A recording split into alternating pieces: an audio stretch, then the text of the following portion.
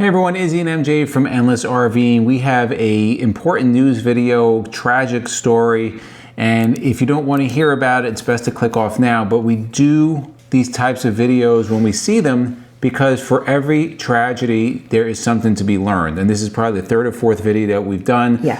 We've gotten a lot of positive feedback, just people saying, thank you for reminding us. I didn't know this can happen. So when we see these stories, we will make a video about it.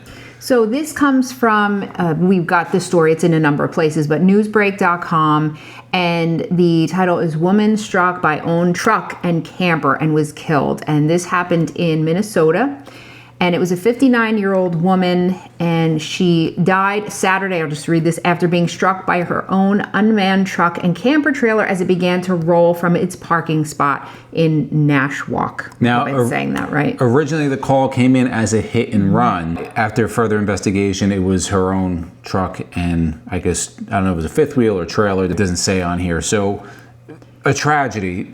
A preventable tragedy, as almost the last one that we talked about, the woman in the Airstream that was killed, and a couple other ones. These are all preventable tragedies. This is not Monday morning quarterbacking, but sometimes we get so wrapped up in just the process or on to the next location. It's happened to us, you know, you forget things.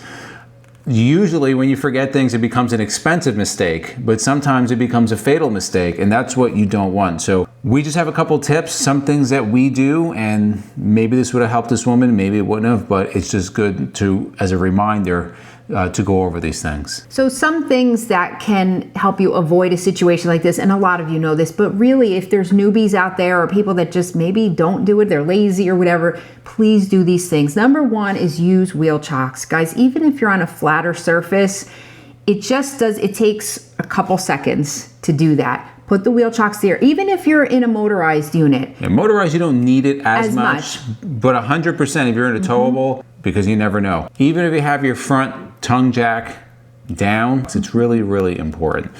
The second thing, if you're in a motorized or even if you have a towable in your towable vehicle, use your emergency brake and put it in park. I mean, this seems like common sense, but sometimes we forget things. I know, like on the Mustang, I have a manual transmission. My Mustang's 24 years old. I have an emergency brake. I don't trust the emergency brake that much. Yeah. So when I park, whether I'm on flat surface or on a hill, emergency brake on into first gear. Just in case the emergency brake fails, it's in first gear. It's not really gonna go anywhere. And we saw somebody when we stayed at Mohegan Sun up in Connecticut a couple of years ago. We stayed in their overnight parking, and we saw a motorhome pull in, and he got out of the motorhome, and I guess he didn't put the air brake on. Yeah, I mean, he didn't do something, and that thing started rolling, and luckily he was able to run back on and remedy it, but that could have ended badly. If you have a diesel or something with air brakes, make sure the air brake is on. Something like that, I would chalk also, because if that air brake goes off, you're rolling. Now, a lot of people travel with pets. It doesn't take much to hit that air brake button and everything starts rolling. How many of your dogs jump into the front seats and, you know, are climbing on things? And it doesn't take risky. much. So definitely chalk those. And then they do sell like these little clips that go around behind the air brake. So even if you hit it, it's not going to release the air brake. Really important. Also, another quick tip, turn your wheel if you can, especially if you have a towable.